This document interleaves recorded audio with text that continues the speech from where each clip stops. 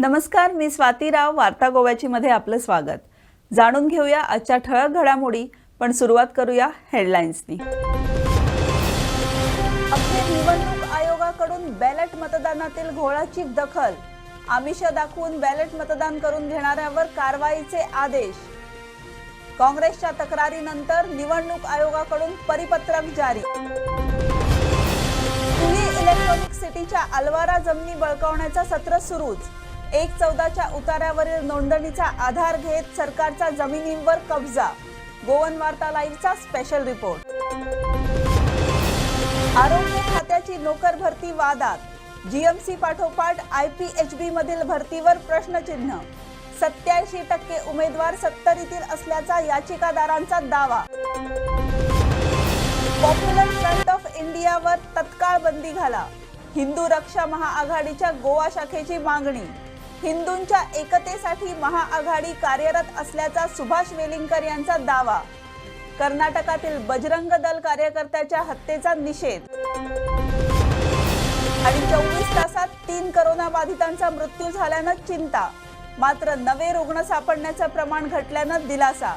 24 तासात आढळले केवळ 55 नवे रुग्ण. निवडणूक ड्युटीवर असलेल्या सरकारी आणि निमसरकारी कर्मचाऱ्यांना बॅलेट पद्धतीने मतदानाचा अधिकार दिला जातो. मात्र गोव्यात बॅलेट मतदारांना आमिष दाखवून मतदान करून घेण्याचे प्रकार आता मोठ्या प्रमाणात सुरू आहेत. आता गोव्याच्या निवडणूक आयोगाने परिपत्रक काढून असे प्रकार करणाऱ्यावर कठोर कारवाईचे आदेश दिले आहेत. गोव्यात 14 तारखेला विधानसभेच्या 40 मतदारसंघांसाठी मतदान पार पडलं. 79% लोकांनी प्रत्यक्ष मतदानात सहभाग नोंदवला. निवडणूक प्रक्रियेत सहभागी झालेल्या सरकारी आणि निम्न सरकारी कर्मचाऱ्यांना बॅलेट पद्धतीने मतदानाचा हक्क दिला जातो. गोव्यात आता बॅलेट मतदान वादाच्या भोवऱ्यात सापडलंय. बॅलेट मतदारांना पैशाची आमिष दाखवून आपल्यासाठी मतदान करून घेण्याचे प्रकार घडत आहेत. तशा तऱ्हेचे ऑडिओ क्लिप बऱ्याच व्हायरल झाले आहेत. विरोधी पक्षांनीही याबाबत सरकार पक्षावर टीका करत सरकारातील आमदार मंत्री बॅलेट मतदारांना मोठ्या प्रमाणात पैसे देत असल्याचा आरोप काँग्रेसनं केलाय. तशी लेखी तक्रारही त्यांनी निवडणूक आयोगाच्या अधिकाऱ्यांकडे केली आहे. आता या सर्वाची दखल घेत निवडणूक आयोगाने एक परिपत्रक जारी केलं आहे. या परिपत्रकात त्यांनी सांगितल्याप्रमाणे आमच्या लक्षात आलं आहे की काही पक्षांचे पदाधिकारी बॅलेट मतदारांना वेगवेगळी आमिष दाखवून मतदान करण्यास भाग पाडत आहेत. आम्ही सर्व मतदार आणि उमेदवारांना सांगू इच्छितो की कायद्याप्रमाणे कोणत्याही आमिषांना बळी पडून मतदान करणं वा मतदान करून घेणं हा मोठा गुन्हा आहे. असं केल्यानं मतदान हक्काची गोपनीयता भंग पावते. अशा चुकीच्या गोष्टी करणाऱ्यांवर भारतीय दंड संहितेच्या कलमाद्वारे कठोर शिक्षा करण्यात येईल. काँग्रेसनं याआधीच निवडणूक अधिकाऱ्यांकडे तक्रार देत काही पोलीस कर्मचारी आपल्या इतर सहकाऱ्यांना एका अमक्याच पक्षाला व उमेदवाराला मतदान करण्याबाबत दबाव आणत असल्याची तक्रार केली आहे. त्यामुळे गोव्यात बॅलेट मतदानाचा सुरू असलेला हा घोळ मतदान हक्काच्या गोपनीयतेवर मोठं प्रश्नचिन्ह निर्माण करणार आहे. अनेक मतदारसंघांमध्ये ही बॅलेट मतं निर्णायक ठरू शकतात. त्यामुळे अनेक उमेदवार आणि राजकीय पक्ष पैशाचा आणि इतर आमिष दाखवून बॅलेट मतं आपल्याकडे वळवण्याचा प्रयत्न करत आहेत. गोव्यात गेल्या काही दिवसांपासून बॅलेट वोटिंगचा मुद्दा मोठ्या प्रमाणात गाजतोय. सत्ताधारी पक्ष, अनेक उमेदवार, इतर पक्ष हे बॅलेट मतदारांवर दबाव टाकून त्यांना वेगवेगळी आमिष दाखवून मतदान आपल्या बाजूनं करण्यासाठी प्रयत्न करत असल्याचा आरोप विरोधकांनी केलाय. त्याबाबतची तशी रीतसर तक्रार देखील विरोधकांनी निवडणूक आयोगाकडे केली होती. त्याचप्रमाणे अनेक ऑडिओ क्लिप ह्या देखील व्हायरल झाल्या होत्या, जिथं बॅलेट वोटिंग मतदान कोणाला करावं किंवा कशा तऱ्हेनं करावं किंवा कोण आमिष दाखवत आहे ह्याबाबतचं चित्र जे आहे ते स्पष्ट होत होतं. काँग्रेसकडनं असा आरोप करण्यात आला होता की उपमुख्यमंत्री बाबू कवळेकरांची ऑडिओ क्लिप आमच्याजवळ आहे, जिथं बाबू कवळेकर हे बॅलेट मतदारांना आमिष दाखवत असल्याचा आरोप काँग्रेसचे प्रदेशाध्यक्ष गिरीश चोडणकरांनी पत्रकार परिषद घेऊन केला होता. आता ह्या सगळ्या गोंधळानंतर निवडणूक आयोगानं एक परिपत्रक जे आहे ते काढलेलं आहे आणि ह्या परिपत्रकात त्यांनी म्हटलेलं आहे की जे कोण मतदार पैसे घेऊन बॅलेट वोटिंग करत आहेत किंवा जे कोण पैसे देत आहेत हे सर्वजण दोषी आहेत आणि त्यांच्यावर भारतीय दंड संहितेच्या कलमाद्वारे कठोर शिक्षा करण्याची तरतूद कायद्यात असल्याचं त्यांनी म्हटलेलं आहे. त्यामुळे अशा आमिषांना बळी न पडता बॅलेट वोटिंग जे आहे ते पारदर्शक पद्धतीने करावं, जेणेकरून मतदानाची गोपनीयता ही भंग पावणार नाही आणि मतदानाचा हक्क चांगल्या तऱ्हेने आणि योग्य तऱ्हेनं जो आहे तो पार पाडला जाईल. पण आता नेमका प्रश्न हा आहे की एवढ्या गोंधळानंतर निवडणूक आयोगाला जी आहे ती ही जाग आलेली आहे. त्यापूर्वीच जर निवडणूक आयोगानं किंवा निवडणूक आयोगाच्या अधिकाऱ्यांनी जर खबरदारी घेतली असती तर अशा प्रकारचे जे प्रकार घडले बॅलेट मतदानाच्या घोळाबाबत ते कदाचित न घडते आणि मतदानाची गोपनीयता ही मोठ्या प्रमाणात अबाधित राहते. आपण एक गोष्ट लक्षात घेतली पाहिजे की 14 तारखेला मतदान पार पडलेलं आहे, पण असे अनेक मतदारसंघ आहेत जिथं हे बॅलेट वोटिंग मतदान हे निर्णायक ठरू शकतं किंवा ते निर्णायक भूमिका बजावू शकतं. त्यामुळे बॅलेट वोटिंगला खूप महत्त्व आहे आणि ही गोष्ट उमेदवारांना राजकीय पक्षांना बऱ्यापैकी ठाऊक होती आणि म्हणूनच अशा तऱ्हेचे प्रकार जे आहेत ते गोव्यात आपल्याला घडताना दिसले. सिनियर रिपोर्टर विश्वनाथ नेनेसह व्हिडिओ जर्नलिस्ट रुपेश राऊत, पणजी. विधानसभा निवडणुकीची आचारसंहिता लागू होण्याच्या काही दिवसांपूर्वी आरोग्य खात्याने केलेली नोकर भरती आता पुन्हा एकदा वादात सापडली आहे. जीएमसीतील नोकर भरतीनंतर आता मानसोपचार अर्थात IPHB मधील नोकर भरती ही न्यायालयाच्या दरबारात पोहोचली आहे. पाहुयात याच संदर्भातला हा रिपोर्ट. आधी जीएमसीतील नोकर भरती आणि आता मानसोपचार अर्थात IPHB मधील नोकर भरती वादाच्या भोवऱ्यात सापडली आहे. जीएमसीतील नोकर भरतीबाबत उच्च न्यायालयात सुनावणी सुरू असताना आता IPHBतील 45 पेशंट केअरटेकर भरती प्रकरणही हायकोर्टात पोहोचलं आहे. महत्त्वाची बाब म्हणजे जीएमसीतील नोकर भरती प्रकरणातील सुरू असलेल्या सुनावणी दरम्यान हायकोर्टानं या प्रकरणाच्या निकालाचा परिणाम हा ती पदं भरलेल्या उमेदवारांना बसणार असल्याचं काही दिवसांपूर्वी स्पष्ट केलं आहे. IPHBतील 45 पेशंट केअर टेकर नोकर भरतीचा वाद काय आहे आणि याचिकाकर्त्यांचे दावे काय आहेत ते पाहूयात. भरतीसाठी सर्व नियमांचं उल्लंघन करत गैरप्रकार करून 14 नोव्हेंबर 2021 रोजी लेखी परीक्षा घेण्यात आली. लेखी परीक्षेनंतर 13 डिसेंबर 2021 रोजी नोटीस जारी करून खात्यांतर्गत निवड समिती स्थापन करण्यात आली. त्याच दिवशी लगबगीने निवड समितीने बैठक आयोजित करून लेखी परीक्षेत पात्र झालेल्या उमेदवारांची यादीही देण्यात आली. यादीतील 47% उमेदवार सत्तरी तालुक्यातील असल्याचं स्पष्ट झालं होतं. त्यानंतर त्याच दिवशी पात्र उमेदवारांना नियुक्ती पत्रेही जारी केली. दुसऱ्या दिवशी म्हणजे 14 डिसेंबर 2021 रोजी दुपारी 12 वाजता पात्र उमेदवारांना नियुक्ती पत्रे पाठवण्यात आली. 17 डिसेंबर 2021 रोजी कार्यालयीन नोट जारी करून लेखी परीक्षेचा निकाल संकेतस्थळावर प्रसिद्ध करण्यासाठी देण्यात आला. याचिकादाराने 27 डिसेंबर 2021 रोजी RTI खाली निवड प्रक्रियेची माहिती मागितली. 21 डिसेंबर 2022 रोजी अपूर्ण माहिती देण्यात आली. निवडणुकीच्या तोंडावर आणि आचारसंहिता लागू होण्याच्या काही दिवसांपूर्वी केलेल्या नोकर भरती विरोधात IPHBत आधीपासून काम करणाऱ्या मात्र अजून कंत्राटी पद्धतीवर कामावर असलेल्या कामगारांनी हे प्रकरण हायकोर्टात नेलं. आधी 9 जण आणि नंतर 7 जणांनी केलेल्या 2 वेगवेगळ्या याचिकांवर आता सुनावणी सुरू होणार आहे. या प्रकरणात कोर्टानं अंतरिम आदेश देत आधीपासून कामावर असलेल्या 9 जणांची पदे रिक्त ठेवण्याचा आदेश दिला आहे. ब्युरो रिपोर्ट, गोवन वार्ता लाईव्ह, पणजी. 1/14चा उतारा म्हणजे टायटल डॉक्युमेंट नाही असा युक्तिवाद करून सर्वसामान्य लोकांचा मालकी हक्क डावलण्यात येतो. परंतु याच 1/14च्या उतार्यावर सरकारची मालकी असलेल्या जमिनीबाबत सरकारची मालकी सिद्ध करण्याची अट का असू नये असा सवाल उपस्थित झालाय. जमिनींच्या व्यवहारावरून सरकार सर्वसामान्य निसगोयकरांची कशी लुबाडणूक करतंय याबाबतचा हा स्पेशल रिपोर्ट. पेडणे तालुक्यातील गावात उभारण्यात येणारा हाच तो इलेक्ट्रॉनिक सिटी प्रकल्प. माजी मुख्यमंत्री लक्ष्मीकांत पार्सेकर यांच्या कल्पनेतून हा प्रकल्प साकारला खरा, परंतु त्यासाठी सरकारने तुये ग्रामस्थांच्या अलवारा जमिनी बेकायदा पद्धतीने हडपल्याचा आरोप आहे. पोर्तुगीज काळात कृषी उत्पन्नासाठी लीज तत्वावर या जमिनी देण्यात आल्या.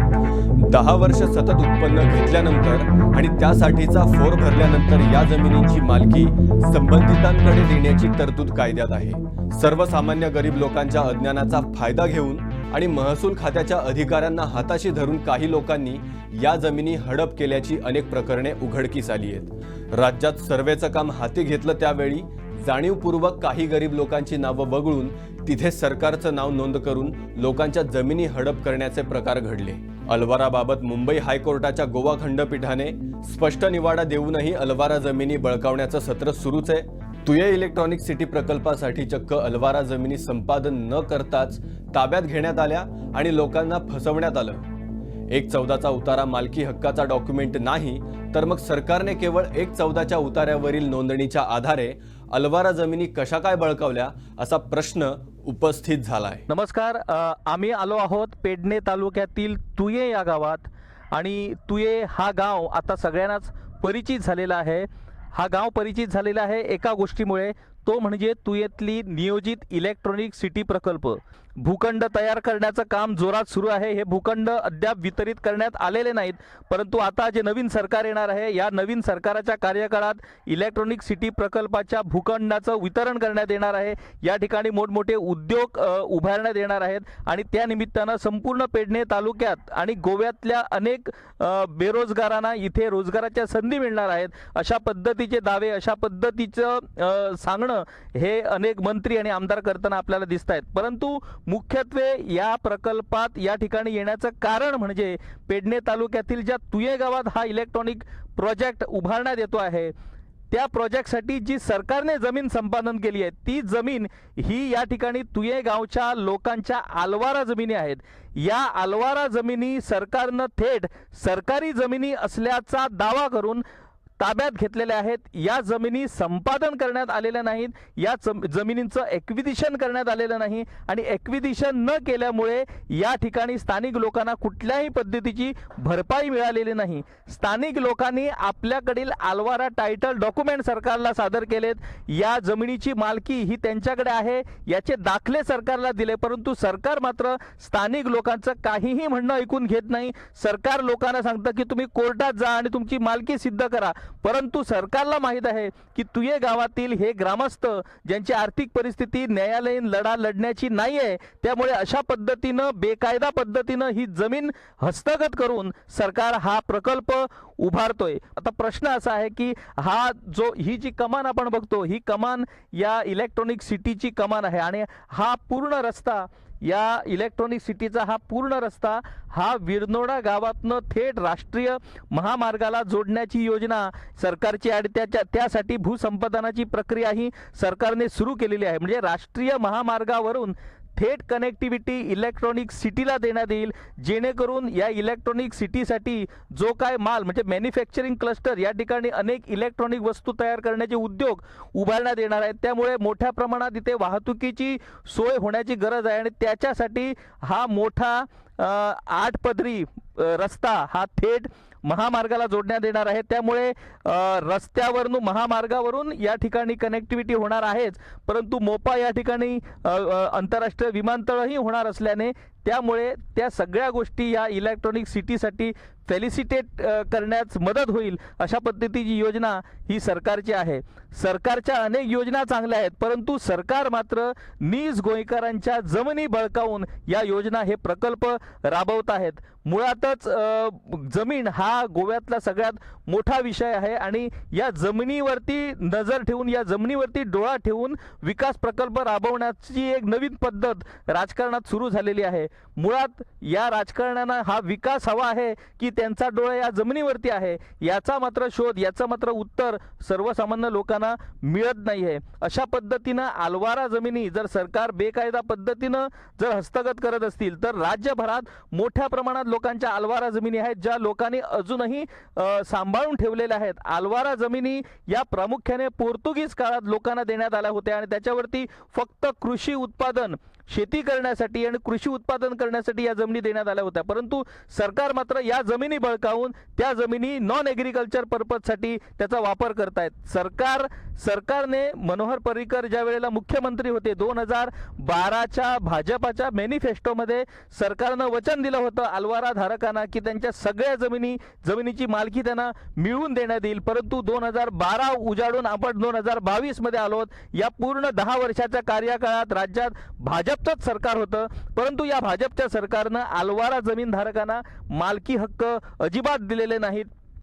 सगळ्यात महत्त्वाची गोष्ट म्हणजे या आलवारा जमिनी या गोयकार, सर्वसामान्य गोयकार शेतकरी वर्ग यांच्या ताब्यात आहेत. त्यामुळे त्यांना फसवून हे नेते या जमिनी हडप करू पाहत आहेत असाही एक आरोप सुरू आहे आणि त्या अनुषंगाने अनेक व्यवहार या आलवारा जमिनींचे सुरू आहेत. महसूल खात्याची मुख्य भूमिका या आलवारा जमिनींच्या बाबतीत आहे. आलवारा जमिनी या मुंबई हायकोर्टाच्या निर्णयानुसार आलवारा जमिनी दिल्यानंतर 10 वर्ष सातत्याने त्या जमिनी ज्या लीज धारकाकडे राहतात तो लीज धारक हा डीम्ड ओनर या आलवारा जमिनीचा म्हणून त्याला मान्यता मिळत असते. परंतु सरकार मात्र पोर्तुगीज दाखल्यांचं बागुवा तयार करून या लोकांच्या हक्क या आलवारा जमिनीवरती नाही असं म्हणून सरकार त्या जमिनी ताब्यात घेतोय.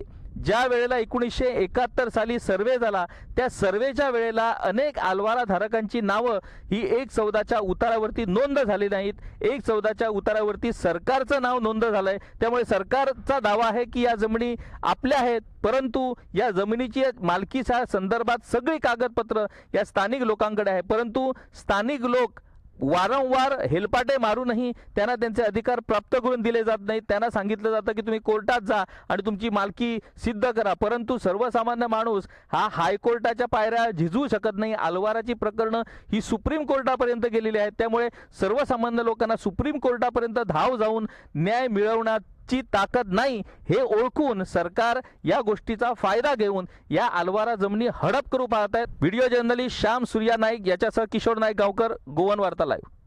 करोनाचे नवे रुग्ण सापडण्याचं प्रमाण कमी झालेलं असलं तरी 24 तासात 3 करोना बाधितांचा मृत्यू झाल्यानं चिंता कायम आहे.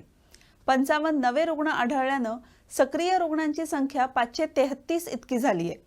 या संदर्भात सविस्तर माहिती दिली आहे आमचे प्रतिनिधी ऋषिकेश सावंत यांनी. आत्ताच आपल्या हाती कोविडचा अहवाल आलाय आणि त्या अहवालानुसार गेल्या 24 तासात राज्यामध्ये कोरोनाचे 55 नवीन रुग्ण आढळलेले आहेत. त्या 55 रुग्णांपैकी 53 रुग्ण जे आहेत ते गृहविलगीकरणात आहेत आणि 2 रुग्ण जे आहेत ते हॉस्पिटलमध्ये दाखल करण्यात आलेले आहेत. आत्तापर्यंतची आज दिवसभराची सॅम्पल टेस्टची आकडेवारी जर का आपण बघितलं तर ती आहे 2099 इतकी. आज दिवसभरामध्ये 2099 सॅम्पल टेस्ट झाल्या आहेत आणि त्या सॅम्पल टेस्टमधून हे 55 नवीन रुग्ण जे आहेत ते समोर आलेले आहेत. गेल्या 24 तासात कोरोना बरे झालेली रुग्णसंख्या जर का आपण बघितली तर ती आहे 98 इतकी. आणि आज कोरोनामुळे 3 रुग्ण जे आहेत ते दगावलेले आहेत. कोरोनामुळे आज 3 रुग्णांचा मृत्यू झालेला आहे. आत्तापर्यंतची सक्रिय रुग्णसंख्या जर का आपण बघितली तर ती आहे 533 इतकी. आणि आत्तापर्यंतचा आजचा कोरोनाचा जर रिकव्हरी रेट जर आपण बघितला तर तो आहे 98.23% इतका. त्याच्यामुळे आपण जर का बघतोय काल कोरोनामुळे एकाचाही बळी गेलेला नव्हता आणि आज परत 3 कोरोनाचे बळी गेलेले आहेत. रुग्णसंख्या जी आहे ती थोड्याफार प्रमाणात कमी होते. मृत्यूचं प्रमाणही आता थोडंफार कमी व्हायला लागलं आहे आणि कोरोनाचं जे संकट आहे ते कुठेही थोडंफार कमी होताना दिसत असतानाच पुन्हा रुग्णांचे मृत्यू होत आहेत. त्यामध्येही कुठेतरी बदल होताना दिसतोय. त्याच्यामुळे कोरोना अजूनही गेलेला नाही आहे. कोरोनापासून जर स्वतःचा आणि इतरांचा बचाव करायचा असेल तर कोविडचं लसीकरण घ्या, कोविडच्या सर्व निर्बंधांचं पालन करा. गोवन वार्ता लाईव्ह, पणजी. आघाडीनं केली. बजरंग दलाच्या कार्यकर्त्याची कर्नाटकात हत्या करण्यात आल्याच्या घटनेचा निषेध करण्यात आला. हिंदू रक्षा महाआघाडी कोणत्याही धर्माविरोधात नसून हिंदूंच्या एकतेसाठी कार्यरत असल्याचं सुभाष वेलिंगकर म्हणाले. हर्ष नावाचो 26 वर्षाच्या एका तरुणाक भर रस्त्यान सगळ्या लोकांच्या समोर 5 मुसलमानांनी भोसकून जितो मारलो, स्टॅब केलो ताका आणि मारलो ताका. ताजो हे ना फॉल्ट ना काय. वो हर्ष जो मारला वो असोच निरपराध 16वो बळी हे सगळे मरणा जी जाल्या, जे मारले गेले, जे खून जाल्या, ह्या सगळ्याचो आम्ही निषेध करता. विशेष करून हर्ष ताका जो काल मारलो गेलो, इन ब्रॉड डे लाईट मारलो ताका, ताजो आम्ही पूर्ण निषेध व्यक्त करता आणि हाज्या फुडें आम्ही सतर्क आसात. ह्या निमित्तान एक गजाल लक्षात आयल्या, हाडून दिल्या आणि सरकाराच्याय लक्षात आयल्या, ती म्हणजे पॉप्युलर फ्रंट ऑफ इंडिया नावाची जी मुस्लिम आतंकवादी संघटना आसा, गोंयांतूय आसा ती. It is same as SIMI नावाची students of Islamic Federation of India म्हणून जी संस्था बॅन घातली भारत सरकारान, त्या बॅन घातलेली संस्थेचेच हे नवे रूप आसा. आणि आता सगळ्या कडेन देशान अनरेस्ट निर्माण करपा खातीर तरेतरेच्या पद्दतीन ह्या PFIचो हात आसा. तांची एक SDPI म्हणून पॉलिटिकल विंग आसा. PFIचेर बंदी घालची अशें हिंदू रक्षा महाआघाडीची मागणी आसा. ही प्राथमिकता 2 आमच्यो आज ह्या प्रेस कॉन्फरन्साच्यो. एक म्हणजे जो हर्ष कार्यकर्तो बजरंग दलाचो ताजो खून केलो मुस्लिम जिहादींनी, ताजो निषेध करणे आणि हाजी प्रतिक्रिया जी आसा हाज्या फुडें अशेंच जर चालू रावत जाल्यार हिंदू रक्षा महाआघाडी उगी रावची ना. हांगा गोंयांत ताजें कितें पडसाद आयले जाल्यार अशा प्रकारची एक चेतावणी आमी हे सगळे छुपे जिहादी जे आसा हांकां गोंयांत दिवंक सोदतात. आणि दुसरें जें आसा तें पॉप्युलर फ्रंट ऑफ इंडियाचेर बंदी. ह्यो दोन गजाली हांगाच्यो मुख्य आमकां दिसतात. ही खंयच्याच धर्माच्या विरोधान ना, हिंदू प्रोटेक्शना खातीर मात्र आसा. आतांपर्यंत हिंदूचो इतिहास देशांतलो आसा. हिंदून दुसऱ्या धर्माच्या विरुद्ध केन्नाच आघाडी करूं ना. जेन्ना हें जालां कितें तरी अत्याचार जाल्यात तेन्ना ताचें रिएक्शन म्हणून जें आसा हें जाल्लें आसा. आमी अशा खातीर आसा की वी आर टू युनायट हिंदू. आर्थिक अडचणीत सापडून लिक्विडेशनमध्ये असलेल्या म्हापसा अर्बन कोऑपरेटिव्ह बँकेच्या सर्व खातेधारक आणि ठेवीदारांना आपले पैसे मिळण्याची शेवटची संधी प्राप्त झाली आहे. बँकेच्या लिक्विडेटरने त्यांना दावे सादर करण्याचे आवाहन केले. दरम्यान मडगाव अर्बन कोऑपरेटिव्ह बँकेच्या ठेवीधारकांकडून दावे सादर करण्याच्या प्रक्रियेला सुरुवात झाली आहे. राज्यातील सहकारी बँकांपैकी म्हापसा अर्बन सहकारी बँकेचा व्यवसाय परवाना रिझर्व्ह बँकेने 16 एप्रिल 2020 साली रद्द केला. त्यामुळे ही बँक लिक्विडेशनमध्ये गेली. केंद्रीय सहकार निबंधकांनी बँकेवर लिक्विडेटरची नियुक्ती केल्यानंतर खातेधारक आणि ठेवीधारकांना रकमा परत करण्यासाठीची प्रक्रिया सुरू आहे. आतापर्यंत अनेकांचे दावे निकालात काढण्यात आलेत, तरीही काही ठेवीदारांचे दावे अद्याप सादर झालेले नाहीत. अशांसाठी 31 मार्च 2022 रोजी किंवा त्यापूर्वी दावे सादर करण्याची एक शेवटची संधी बँकेच्या लिक्विडेटरकडून देण्यात आली आहे. दावे सादर न झालेली रक्कम मोठी असल्यामुळे ती निश्चित लोकांपर्यंत जाण्यासाठीच हा पुढाकार घेण्यात आला आहे. एकीकडे म्हापसा अर्बन सहकारी बँकेचे दावे निकालात काढण्यात येत आहेत, तर दुसरीकडे दुसरी महत्त्वाची बँक मडगाव अर्बन सहकारी बँकही लिक्विडेशनमध्ये गेल्यामुळे तिथेही अनेकांचे पैसे अडकलेत. मडगाव अर्बन बँकेच्या लिक्विडेटरकडूनही दावे सादर करण्याचं आवाहन करण्यात आलं असून तिथेही लोकांना आता आपले पैसे परत मिळण्याची संधी उपलब्ध होणार आहे. सर्वसामान्य लोकांचे पैसे या दोन्ही महत्त्वाच्या सहकारी बँकांमध्ये अडकल्यानं अनेकांसमोर मोठं संकट उभं राहिलं होतं. आता किमान विमा अंतर्गत सुरक्षित ठेवण्यात आलेली रक्कम मिळणार असल्यानं सर्वसामान्यांसाठी तो मोठा दिलासा ठरणार आहे. ब्युरो रिपोर्ट, गोवन वार्ता लाईव्ह. तर वार्ता गोव्याची मध्ये आजच्या पुरतं इतकंच. पुन्हा भेटू नव्या घडामोडींसह. तोवर तुम्ही पाहत रहा गोवन वार्ता लाईव्ह. नातं गोव्याचं, देणं मराठीचं.